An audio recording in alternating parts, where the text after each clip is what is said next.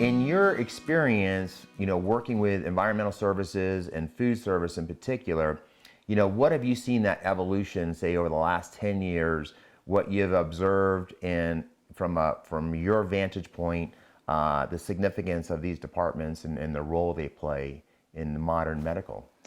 So again, going back to my own experience, dating all the way back into the 90s when I was finishing my own training as a PhD psychologist, I think there was a temptation to silo things, to think that one area was very important and the rest you could just find anybody to fill in. Mm-hmm. And I really do think there's been a huge evolution over the last couple decades in terms of how we think about patient care. It's gone from being hierarchical to being team-oriented. Mm-hmm. And I think if you just think about your own life, what are the things that bring you joy? What are the things that make you feel connected? Mm-hmm. I mean, food, hospitality, how someone makes the bed, how they touch you, how they ask you what you want to eat. Mm-hmm. All of those things play very heavily into how a person feels. And and again, as I've said, when medicine becomes so technical, the temptation to allow it to become impersonal is very strong. Wow. And so those areas in medicine become really building blocks for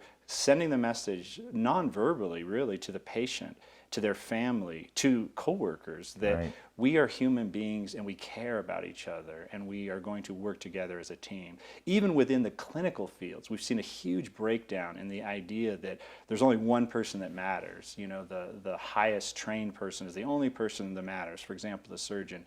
That philosophy has really been abandoned within medicine today, where now there's huge recognition that safety suffers, morale suffers, and most importantly, the quality of the product that you can put on the Right. table for a patient suffers if you do not treat this as a team sport. So that's been one of the great joys for me as I've spent more and more time in administrative roles, is getting to help that transition, because it's become very competitive also. And if you want to be successful in the healthcare space today, you better take advantage of your entire team. You don't know who is going to make the difference for that individual. And I could literally spend the rest of the day talking about specific stories of individuals who, particularly on the non-clinical side, that have impacted a patient experience or a family experience in a profound way. You can have very dramatic moments in a hospital at any moment of the day, with children being sick or people dying or serious personal situations that occur. And to have that human experience with the team there, I'm sure makes all the world a difference to the patients and their family. Yeah, and I think also not only the people, but the quality of the food, the quality of the cleaning, the way that you do things. A huge amount of communication, we know, it's not verbal. It's the way we go about our business, the way we treat each other. Those are all things that patients and families and coworkers are all very sensitive to. So if it's not well coordinated, if there's a chink in your armor anywhere, you fall down in terms of the quality of the product that you're able to give people, which is both physical and human, I guess is the way I would describe it. Sure.